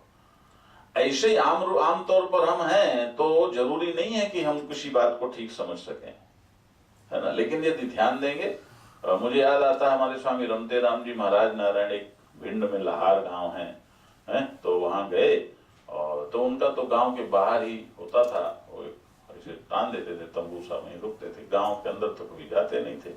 तो महाराज उनका वो कड़ा, तो वो लोग लाए, फावड़ा लाए और लकड़ी गाड़ तंबू तानने के लिए लाए, सब्बर लाए, सब लाए, तो करने लगे। तो कहा नहीं नहीं, और खोदो और खोदो और खोदो। मतलब उन्होंने ऐसे ही थोड़ा सा खोदा और खूंटा लगा दिया, तंबू बांध दिया। उन्होंने 3-3 फुट खुदवाए, अब फिर इसके बाद लंबी लकड़ियां लगा के और फिर तंबू तनवाया। और महाराज वहां अकेले रहते थे, कोई साथ नहीं रहता था। तो महाराज वहां से जब लोग आए शाम तक घर आए, इतनी आंधी, कुछ नहीं दिख रहा था, एकदम खाली, आंधी पानी आया, आंधी पानी जबरदस्त। तो अब लोग तो देखो, ये होती है आजकल के तो लोग होते हैं ना समझदार, तो समझदार तो रात में अपने को थोड़े तकलीफ देते कि वहां जाएं। लेकिन महाराज गांव के लोग तो जरा सीधे सच्चे अलग ढंग के होते हैं। अमेरिका के भी वैसे ही होते हैं, लेकिन गांव नहीं कहेंगे, नहीं तो फिर बुरा मान जाएंगे, तो मैं गांव का कह दिया। तो महाराज पहुंचे लोग वहां लालटेने लेके, पानी में छप्पर छप्पर करते, तो बड़ा डांटा, क्यों आ गए यहाँ, जाओ जाओ जाओ जाओ अपना काम करो। तो उनका जब इतना गहरा वो किया था, तंबू वंबू जब जस का तस था, अब यदि हल्का होता तो उड़ जाता। तो दूसरे दिन कुछ लोगों ने पूछा कि महाराज आपको कैसे पता लगा है? तो किसी ने कहा कि महाराज वहां तो आपका तंबू उड़ गया था, वहां तो आपने नहीं गहरा खुदवाया। तो उन्होंने कहा देखो तुम भूल गए सती का वो, तब शंकर देखे उधरी ध्यान। यदि ध्यान दें तो पता लगता है, और ध्यान ना दें तो पता नहीं लगता है। तो शंकर को जब लगा तो उन्होंने ध्यान दिया कि बात क्या हुई, तो जान गए कि क्या हुई, ये तो सीता बन के आई, जान गए। तो शंकर ने कहा देवी देखो हमारे देश की मर्यादा। शंकर ने कहा देवी तुमने मेरे इष्ट की पत्नी का रूप बना लिया, इसी शरीर से तुम सीता बनी हो, इसलिए अब तुम मेरी पत्नी के आसन पर बैठने की योग्यता खो चुकी हो। अब तुम मेरे वाम भाग में नहीं बैठ सकते, क्योंकि तुम सीता बन गई, तो मेरे इष्ट की पत्नी बन गई। इसलिए अब ये शरीर मेरे लिए पत्नी के रूप में स्पर्श करने योग्य नहीं है। उसके सामने बैठी कुछ कह भी नहीं सकती थी, चूक तो हुई थी, लेकिन महाराज सीट छीनने का तनाव तो था ही, टेंशन में थी। इतने में देखा कि लोग जा रहे हैं, और मालूम तो था ही महाराज की यज्ञ हो रहा है ना। तो अब जैसे यही है, ये जिस यज्ञ की आप लोग चर्चा कर रहे हो ना, लक्ष्य चंडी माँ, इसकी भी चर्चा हो जाती है, बहुत अपने आप चर्चा हो जाती है, लोग जान जाते हैं, सूचना दो ना दो। अब आते भी हजारों लोग हैं, ध्यान देना। तुम कितनी कल्पना करते हो, हजारों, 5000 लोगों का कम से कम रोज भोजन होता है। अब कल्पना करो 40 दिन तक 5 कितने हो गए। फिर भी कोई बंधन लगाओ तो लग भी जाता है, लेकिन यज्ञ में कभी बंधन नहीं लगाना चाहिए। यज्ञ में अन्न सेवा, सत्संग, दान और हवन, 3 चीजें होती हैं। तो महाराज उस यज्ञ की तो तीनों लोगों में चर्चा थी, सती को भी मालूम था। तो सती को एकदम जब देखा तो तुरंत उनके मूड में मायके जाने की बात आ गई। और महाराज बोली मैं मायके जाना चाहती हूँ। और भगवान शंकर ने कहा देवी निमंत्रण तो आया नहीं, ऐसे होता चली जाती, जब वहाँ यज्ञ हो रहा है तो निमंत्रण आना चाहिए। तो सती बोली पिता के घर में किसी निमंत्रण की आवश्यकता नहीं, पिता के गुरु के घर में निमंत्रण की क्या जरूरत है। तो भगवान शंकर ने कहा देवी पिता और गुरु, माता पिता गुरु के घर में निमंत्रण की जरूरत नहीं है, ये ठीक है, लेकिन तब ठीक है जब वहां कोई द्वेष करने वाला ना हो। ये सब अपने लिए भी सीखना चाहिए, द्वेष करने वाला ना हो। तुम्हें मालूम है तुम्हारे पिता मुझसे द्वेष करते हैं और मुझे ही अलग थलग करने के लिए उन्होंने यज्ञ किया, इसलिए तुम वहां जाओगी तो कुछ भी अनिष्ट हो सकता है। लेकिन महाराज मायके जाने का मूड बहुत खतरनाक होता है, हा? मायके चली जाऊंगी तुम देखते रहिए। समझे कि नहीं? तो महाराज वो देखो प्रत्यक्ष है, भगवान शंकर मायके जाने का मूड नहीं बदल सके। शंकर जब नहीं बदल सके तो तुम क्या बदलो। वो बोली नहीं मैं तो जाऊंगी, तुम देखते रहिए। तो भगवान शंकर ने सोचा घर में देखो, समझदारी इसी में होती है कि घर में झगड़ा ना करो। हाँ, हवा देखो, हवा का रूप देखो, झगड़ा मत करो। और जब अगला समझने की स्थिति में ना हो तो उस समय समझाने का भी कोई फायदा नहीं है। हाँ, समझाने का कोई फायदा, और गड़बड़ होगी, और गड़बड़ होगी। वो कुछ ऐसे शब्द बोलेगा तो और संस्कार पड़ेंगे। देखो कई बार शब्दों के ही तो संस्कार होते हैं ना, कुछ बोल दो तो किसी को ऐसा, कोई ऐसा बोल दे, वैसा बोल दे, तो सब कुछ गड़बड़ हो गया। तो महाराज भगवान शंकर तो शंकर है, वो शांत रहे, करे तो नहीं मानेगी भाई, मायके का मूड है। तो उन्होंने दो चेले साथ में कर दिए, अच्छा जाओ भाई का सूट उठ केस उठा लो, छोड़ जाओ। और महाराज चली गई मायके। अब वहां देखो माँ को छोड़कर कोई भी प्रेम से नहीं मिला। समझो इस कथा में मर्म अपने लिए समझो, दक्ष के लिए नहीं, सती का अपने लिए क्या सीख मिलती है। क्यों कि बाकी सारे रिश्ते ईगो के हैं, हर रिश्ते में ईगो ईगो ईगो ईगो।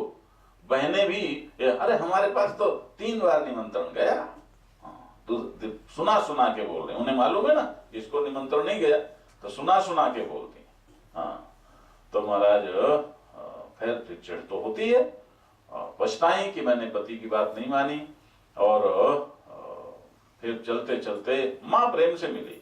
मैं कई बार आपको माँ का उदाहरण दे चुका हूं कि ईश्वर भी माँ जैसा होता है, गुरु भी माँ जैसा होता है, और सच भी माँ जैसा होता है। और माताएं जो हैं ये यदि अपने अंदर की माँ को याद करके उसे अपना जीवन बना लें तो फिर वो खुद ब्रह्म हो गई, समझ लो। ये स्त्री शरीर धारकों को ये सुविधा है, ध्यान देना। तुम जो माँ बनी हो अपने बच्चे के लिए कैसी हो वैसी सबके लिए हो जाओ। सबसे पहले हमारे लिए हो जाओ, हमारी माँ बन जाओ, तो देखो फिर कैसे होता है। तो महाराज अभी टोपी लाना पड़ेगा।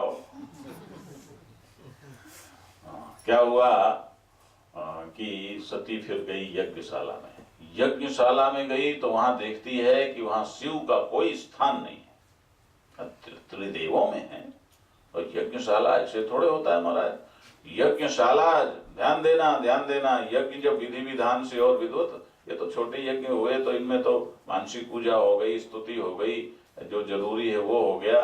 लेकिन जो बड़े यज्ञ होते हैं महाराज 3 दिन पूजा चलती है, और किस तरह से पूजा होती है, सबका स्थान बनता है, सब होता है। तो देखा तो किसी वहां शिव का भाग नहीं, कोई आसन नहीं, कोई सीट नहीं। तो सती को ये सहन नहीं, देखो कुछ भी थी तो सती, ऐसे तो नहीं कि अब वो पति से कुछ हो, लेकिन अब पति का तिरस्कार सहन कर लेगी। खुद सुनाया दक्ष को, अरे आप पिताजी आप क्या समझते हैं शिव जी को, क्या समझते हैं? वो भगवान शंकर हैं, उनके लिए न कोई अपना है न पराया है, वो साक्षात ब्रह्म स्वरूप है। और आपने उनका इस तरह से यहाँ तिरस्कार किया, क्या हुआ? उनका क्या बिगड़ेगा? उन्हें कोई फर्क नहीं पड़ता, लेकिन ये तुम्हारा यज्ञ कभी पूर्ण नहीं हो सकता। और ऐसा कह करके महाराज उन्होंने अपने आप को भस्म कर लिया। निष्ठा भी थी, ऐसा थोड़ी है। गलती हो गई तो हो गई। मैंने बार बार तुमसे कहा है कि तुम्हारी असलियत क्या है, सच की झूठ? सच है, असलियत सच है। जब तुम उसमें आओगे तो तुम्हारी असलियत ही जगेगी। इसीलिए किसी से द्वेष मत करो, किसी से घृणा मत करो। ध्यान देना, किसी की बुराई मत करो, क्योंकि सब के अंदर जो तुम्हें बुरा लगता है, घृणास्पद लगता है, वो नकली है। असली में सभी सच्चे हैं, सभी अच्छे हैं। सभी से प्रेम करो। तो महाराज प्रेम का मतलब यही है कि तुम प्रेम करो। अभी देखो, अब हम पहले तो हमने सोचा था कि 6वें स्कंद तक सुना के और फिर कथा को अगले आगे के लिए ड्रॉप करते हैं, आगे सुनाएंगे। लेकिन अब हमने सोचा है कि भगवान कृष्ण को भी लाके और छलांग लगाते लगाते ना, जैसे एक्सप्रेस हो जाएंगे, एक्सप्रेस और पूर्ण कर देंगे, है ना। तो महाराज सती भस्म हो गई। इधर देवर्षि नारद आए, जैसे मतलब नारद जी आते, नारद आए, भगवान शंकर जी, क्या हाल है महाराज, हमारी जगदम्बा कहाँ है? अरे वो तो गई है मायके। कि गई है नहीं, जरा अपनी व्याकरण ठीक कर लें। कि क्या मतलब? कि गई थी, क्या कहते हो? तो नारद जी ने बता दिया। और तो शिव जी को भी, आखिर पत्नी को आया तो उन्हें भी तो है ना, पति के अंदर भी तो है ना वो, ठीक है, मर्यादा में उन्होंने सामने बिठा दिया। और उन्होंने तुरंत अपना गुस्से में एक बाल तोड़ करके पटक दिया जमीन में। तो जो अपना बाल पटका तो वीरभद्र प्रकट हो गया, शिव का विकट गण। और उसने कहा क्या आदेश है, जाओ दक्ष का यज्ञ विध्वंस कर दो।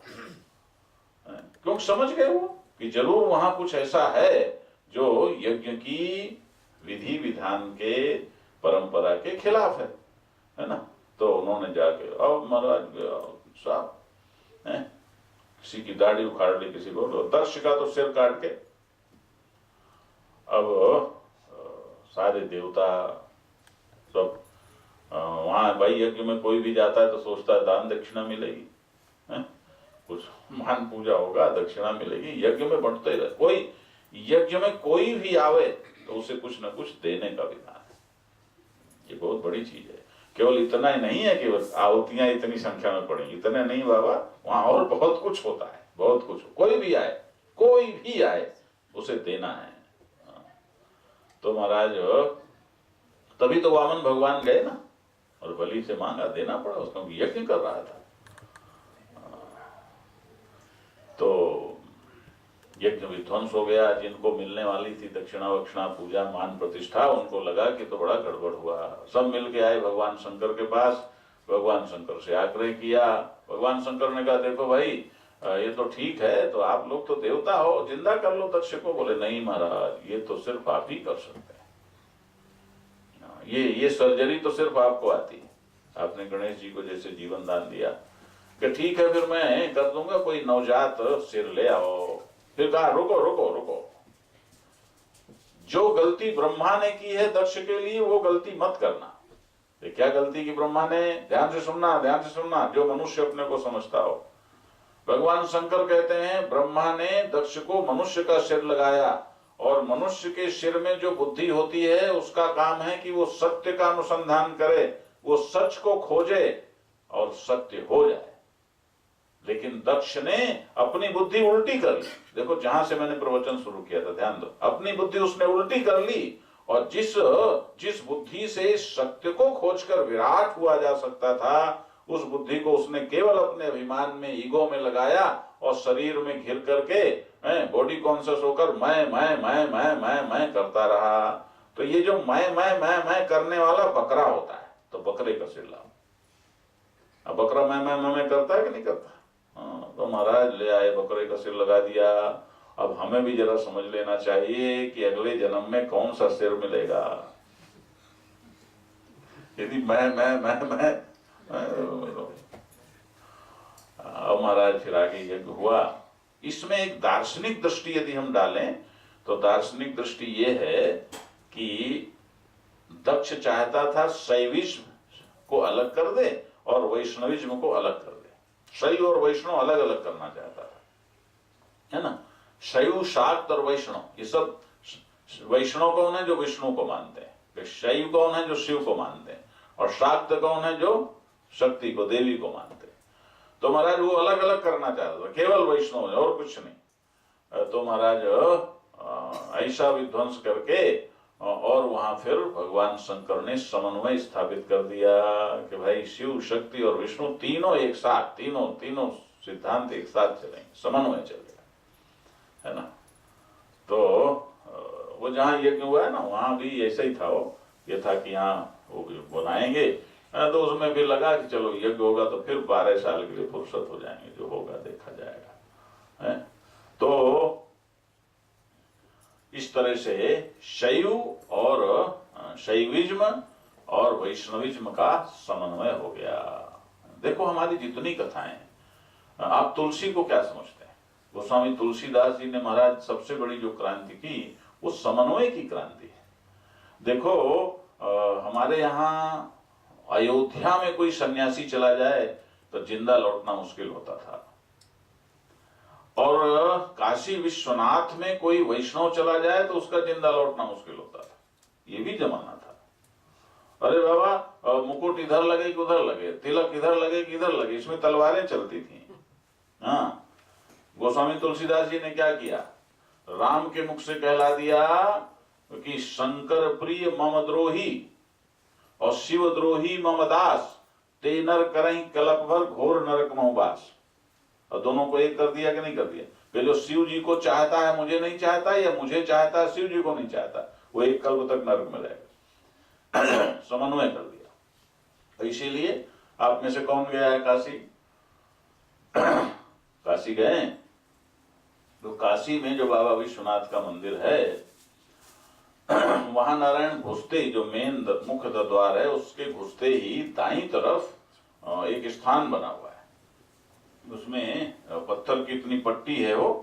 तो नियम ये है कि आप शिव जी का अभिषेक करके, जल चढ़ा के, दर्शन करके वहां आओ, और वहां बैठकर 13 बार श्री राम जय जय राम का जप करो। और दोनों का समन्वय होगा कि तब आपका शिव दर्शन पूर्ण होगा। ये परंपरा भी गोस्वामी तुलसीदास जी के समय से चली। तो ये है, ये सब समन्वय का विधान है। और महाराज इस तरह से ये दक्ष की जो कथा है, हमको ये संकेत करती है कि हम कैसे रहें। और इसी तरह से महाराज ये जो अहंकार है ना, ये हमको उल्टा कर देता है, उल्टा, और हमारे जीवन की दिशा भी उल्टी कर देता है। एक और जो मनु महाराज के पुत्र हैं, उनका क्या नाम है? उत्तानपाद। उत्तानपाद का अर्थ होता है उत्तानौ पादौ यस्येति उत्तानपादः। उत्तानौ पादौ यस्येति का मतलब क्या होगा? कि जिसका उत्तान माने उल्टा, कि जिसके पैर उल्टे हैं। उल्टे का मतलब वो चुड़ैल की तरह नहीं, चुड़ैल के पैर अलग ढंग से उल्टे होते हैं। उत्तान उस उल्टे को नहीं कहते। उत्तान कहते हैं सिर नीचे और पैर ऊपर, उसको उत्तान कहते हैं। सिर शासन में जब पैर हो तो उसको उत्तान कहते हैं। तो उत्तान पाद का मतलब पैर ऊपर की तरफ है, सिर नीचे की तरफ है, उत्तानोपादो। तो महाराज ऐसा ये उत्तानपाद का नाम है। और मैंने आपसे कहा था कि आप हमारे जो पात्र हैं, केवल उनके नाम का अर्थ समझ लो तो फिलॉसफी समझ में आ जाएगी। अब उत्तानपाद का अर्थ है उत्तानोपादो यस्येति, कि जिसके पैर उल्टे हैं, ऊपर हैं, सिर नीचे है। अब जरा ध्यान देना कि बुद्धि कहाँ रहती है? सिर में कि पैर में? सिर में रहती है। तो महाराज सिर नीचे पैर ऊपर का मतलब क्या हुआ? कि बुद्धि नीचे दब गई और पैर ऊपर है। अच्छा, उत्तानपाद का एक रूढ़ार्थ है, ये तो शब्दार्थ है, एक रूढ़ार्थ है। रूढ़ार्थ माने जो चल पड़ा। रूढ़ार्थ क्या है?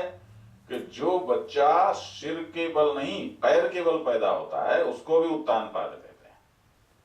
आमतौर पर बच्चे का जो जन्म है वो सिर के बल होता है। वो सिर पहले निकलता है, फिर पैर निकलते हैं। लेकिन कोई कोई बच्चा ऐसा भी है कि जो पहले पैरे निकलते हैं, पैदाइशी अलर्ट। हाँ, निकला हो, खड़ा हो गया, हेलो, अटेंशन। तो महाराज, और वो बड़े लड़के बड़े, उनमें कहते हैं कि किसी के कमर में दर्द होना, सुना है? हाँ, कनाडा में एक देवी हिमाचल की है, अभी है वो, उसके देवता तो सिधार गए। तो मुझे एक बार कमर में दर्द हुआ, उसी के घर में था। तो मैंने कहा तुम, बोली मैं उल्टा पैदा हुई हूँ, मेरे मारने से बहुत लोगों का दर्द ठीक हुआ। तो मैंने कहा, बोली मुझे नरक में जाना है। तो मैंने कहा तू अपना नरक बचा ले, मुझे भले दर्द बना रहे। ये भी श्रद्धा नहीं है वो। अरे तुमको नरक जाके आपका दर्द हमें। तो महाराज, उसे भी उत्तानपाद कहते हैं। तो अब आप जरा समझो, उत्तानपाद का एक अर्थ है पैदाइशी सावधान, सिर ऊपर पैर नीचे, पैदाइशी। और एक अर्थ है कि वो सिर नीचे हो गए और पैर ऊपर हो गए। कितने मजेदार अर्थ हैं। और महाराज, उनकी दो रानियां हैं, एक रानी का नाम है सुनीति और एक रानी का नाम है सुरुचि। हैं? अब इसको भी जरा संगत करो। सुनीति का मतलब है सुंदर नीति। सुंदर नीति, नीति का मैंने आपको अर्थ बताया था, चाहिए। चाहिए, नीति शास्त्र को एक शब्द में आप पूरा का पूरा रख सकते हो, चाहिए, बस चाहिए। तो महाराज, सुंदर नीति माने सबको अच्छा लगने वाला विधान, एथिक्स, ये करना चाहिए। ये है तो वो क्या होगा कि धर्म और नीति दोनों एक सिक्के के दो पहलू हैं। तो उस सिक्के की कीमत क्या है कि सत्य। ध्यान से सुनो ये शब्दावली। एक सिक्का है कि उसके एक पहलू का नाम क्या है, धर्म, और दूसरे पहलू का नाम क्या है, नीति। और उस सिक्के का मूल्य क्या है कि सत्य। और समझ में आई कि नहीं आई? हाँ, सत्य। तो ये सुनीति का मतलब हुआ सुंदर नीति, ये भी उसकी पत्नी है। और दूसरी पत्नी है सुरुचि। सुरुचि का मतलब क्या हुआ कि जो रुचिकर है, हो जो अच्छा लगता है। वो कहती थी ना बच्ची कि एक वो जो अच्छा लगता है और एक वो जो अच्छा लगना चाहिए। यदि उपनिषद की भाषा में कहें तो एक है प्रेय और एक है श्रेय। प्रेय का मतलब है जो आपको अच्छा लगता है, और श्रेय का मतलब है जो आपको अच्छा लगना चाहिए। ध्यान दो।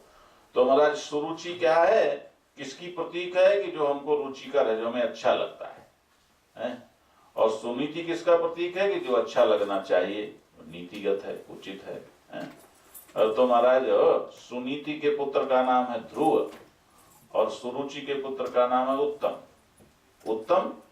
उत्तम माने उत्तम है, अच्छा है। अरे भाई, ये हो सकता है कि आपको उत्तम चीज अच्छी लगे, रुचि उसमें हो, है ना, और उत्तम ही तुम अच्छा समझते हो। और जो सुनीति का पुत्र ध्रुव है, ध्रुव का माने अटल, अडिग, कि जहां धर्म और नीति है वहां महाराज बेपेंदी का लोटा नहीं होता, वो अडिग होता है। धर्म और नीति जिसके जीवन में है वो अडिग होता है। आप देखो कथा क्या कहती है। कथा कहती है कि एक दिन, कथा तो तुम्हें मालूम होगी, कि ध्रुव सुनीति का पुत्र वो राजा के पास गया। देखता क्या है कि उन राजा की गोद में, उत्तानपाद की गोद में उत्तम पहले से बैठा है और वहीं पर सुरुचि खड़ी है। तो महाराज ये भी गया, इसका भी दिल किया गोद में बैठ जाऊं। तो सुरुचि ने मना कर दिया, डांट दिया, नहीं चल, तो यदि राजा की गोद में बैठना चाहता है तो तुझे पहले मेरी कोख से पैदा होना होगा, तब राजा की गोद मिलेगी। अब देखो महाराज, छोटा बच्चा बहुत सेंसिटिव होता है। एक बात अच्छी तरह से याद रखो, छोटा बच्चा आपकी अपेक्षा अधिक पूर्ण है। केवल तुम्हारे बनावटी संसार के अज्ञान के अलावा उसमें कोई अज्ञान नहीं होता। ये बात अच्छी तरह से समझ लो, पूर्ण होता है। उसमें ईश्वरत्व अधिक जागृत होता है, उसको जरा सावधानी से समझना चाहिए। और जो जो उम्र बढ़ती है तो ईश्वरत्व वो ढीला पड़ता जाता है और संसार बढ़ता जाता है।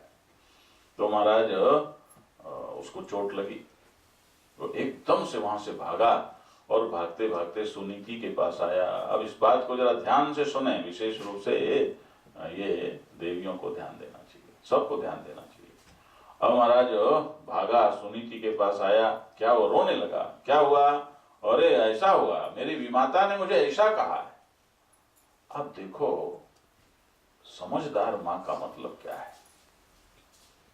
बच्चे को कभी भी नेगेटिव संस्कार न डालना, ये समझदार माँ बाप है। ध्यान दो, बच्चा नेगेटिव कभी, अभी इसमें आप कहोगे ध्रुव को कि वो नेगेटिव हो गया, अरे बाबा वो बच्चा है, उसमें केवल प्रतिक्रिया होती है, वो नेगेटिव पॉजिटिव की परिभाषा भी वहां नहीं है। ध्यान दो जरा सा, इसीलिए मैं कहता हूं बच्चा सदैव पॉजिटिव रहता है, सदैव ईमानदार रहता है, सदैव सहज रहता है। उसके लिए कुछ भी पॉजिटिव, उसके लिए सब पॉजिटिव है। वो तो सीधी सी प्रतिक्रिया उसमें हुई कि उसको ऐसा कहा तो वो रो करके चला आया, रो ही सकता है ना। अब वो विवेक का समय नहीं है, विवेक की स्थिति अभी बच्चे में बिल्कुल भी सहज होती है। तो महाराज सुनीति क्या कहती है? सुनीति कहती है अरे माता को ऐसा बोलते हैं, अरे वो तुम्हारी माँ है। अरे उसने ऐसा कहा, मुझे गोद में नहीं बैठने दिया, उसने कहा कि जब मेरी कोख से पैदा हो गए, अरे बोले वो तुम्हें बहुत प्रेम करती है, तुम्हें बहुत प्रेम करती है, इसलिए वो चाहती है कि तुम उसकी कोख से पैदा हो। हैं? और क्या कहा कि जा पहले तपस्या कर, तपस्या करेगा तो मेरी कोख से पैदा होगा, और जब मेरी कोख से पैदा होगा तब तुझे जाकर के कहीं राजा की गोद मिले। अरे बेटा तुम्हारी विमाता ने तो बहुत अच्छी बात कही। क्या अच्छी बात कही? कि उसने तुम्हें कहा तपस्या करो, हैं? जाओ तब तपस्या करो। तो ध्रुव ने कहा तो क्या मैं तुम तो मेरी बहुत अच्छी माँ हो, हैं? मुझे उसकी कोख से नहीं पैदा होना। तो बोले बेटा ये तो उसका प्रेम है, लेकिन तपस्या करना तो बहुत अच्छी बात है। अब जरा देखो, ये है पॉजिटिव, ये पॉजिटिव है, ये तपस्या करना तो बहुत अच्छी बात है। अब भगवान की तपस्या से बढ़कर तो मनुष्य जीवन के लिए कुछ है ही नहीं। तो बेटे यदि तुम तपस्या करते हो और भगवान तुम्हारे ऊपर प्रसन्न हो जाते हैं तो फिर क्या उनसे फिर तुम कुछ भी ले लो, जो मर्जी ले लो, भगवान तो तुम्हें फिर वही दे देंगे। इसलिए तपस्या तो बहुत अच्छी चीज है। अब देखो ये है पॉजिटिव होना, है कि जो नेगेटिव था उस नेगेटिव को अर्थ ही नहीं दिया, उसकी उपेक्षा कर दी। उसको कहते हैं ना, जैसे संसद में इसको रिकॉर्ड से हटा दिया जाए, इसको रिकॉर्ड में मत रखो। तो महाराज जो नेगेटिव हो ना उसे रिकॉर्ड से हटा देना चाहिए, उसे रिकॉर्ड में नहीं रखना चाहिए। तुम लोग क्या करते हो? अरे राम राम राम, पॉजिटिव जबरदस्ती तुम्हारे दिमाग में बना रहे तो बेचारा बना रहे हैं, वो तो थोड़े समय में निकल जाएगा, लेकिन नेगेटिव धंस धंस के बैठा है, वो नहीं निकलता। इसने ये कहा था इसी तैसी, ध्यान देना, नेगेटिव नहीं निकलता है।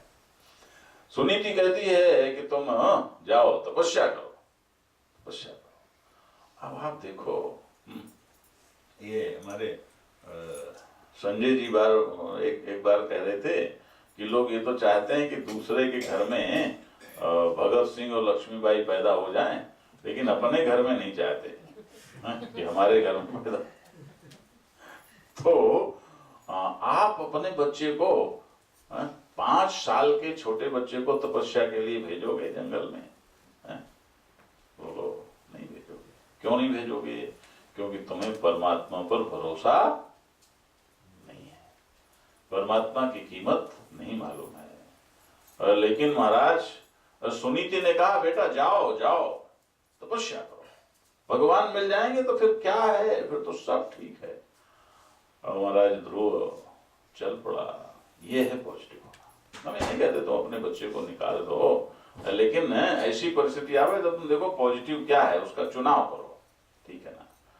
तो महाराज जब ध्रुव निकले, देवर्षि नारद प्रकट हो गए। महाराज क्यों प्रकट हो गए? देवर्षि नारद ने सोचा अरे भाई चेले तो बहुत हैं, लेकिन इतना अच्छा चेला मिले तो बहुत अच्छी बात है? देखो जो लोग गुरुवाई करते हैं ना, उनकी पीड़ा वही जानते हैं। क्यों कि एक बात बताओ, अपना सब कुछ अपना घर द्वार सब कुछ सत्यानाश करके और निकला, साधु हो गया। और साधु होने के बाद गुरु ने फंसा दिया कि भाई प्रचार करो। अच्छा प्रचार करो तो क्या करो कि साधु समाज ने कह दिया भाई तुम महामंडलेश्वर बन जाओ और हमारे गुरुपद में प्रतिष्ठित हो जाओ, हैं। और आज्ञा हो गई कि चलो लोगों को दीक्षित करो। अब महाराज दीक्षित किया तो वो तो किस भाव से करेगा कि इनका मुझे संसार बनाना है कि भगवान से मिलाना है, बोलो। उसके दिल में तो वो तो भगवान के बनाने के से मिलने मिलाने के लिए निकला ही है, तो उसके तो दिल में है कि मुझे इससे भगवान को मिलाना है, ये भगवान को प्राप्त करें, इनका जीवन धन्य हो, इनका मनुष्य होना सार्थक हो जाए। ये सारी कल्पनाएं उसके चित्त में होती हैं। लेकिन महाराज 100 में से कोई 100 में भी नहीं कहें, 1000 में कोई एक शिष्य भी निकल आवे कि जो भगवान को पाने के लिए नारायण गुरुपद गुरु की शरण में आता, कोई एक भी निकलना बहुत मुश्किल है। नहीं ज्यादातर तो महाराज लोगों को संसार ही चाहिए, और फिर संसार की गणित में कोई कुछ और तरह से आ जाए तो लोग जाने क्या क्या कर डालते हैं महाराज। ध्यान देना, संसार चाहिए। ये ध्रुव है, ये तो बिल्कुल प्रदूषण मुक्त है। नारद जी ने सोचा इतना बढ़िया चेला तो नहीं मिलेगा, इसे तो चलकर चेला बनाना चाहिए। नारद जी आ गए। नारद जी ने जो सामने आ गए, नारायण नारायण कहते, तो ध्रुव ने उनको प्रणाम नहीं किया। वो क्यों बच्चा है, प्रणाम नहीं किया मतलब अज्ञान नहीं, वो नहीं कि उसने अहंकार है जो ऐसा है ना, शिशु है। शिशु को कभी ध्यान रहता है कभी नहीं रहता है, समझ गए ना। तो वो दोष नहीं है। कहाँ जाते हो बेटा? तपस्या करने जाता हूँ। अच्छा किसको प्राप्त करोगे? नारायण को। अच्छा तो क्यों, बता दी घटना, ऐसी ऐसी बात है।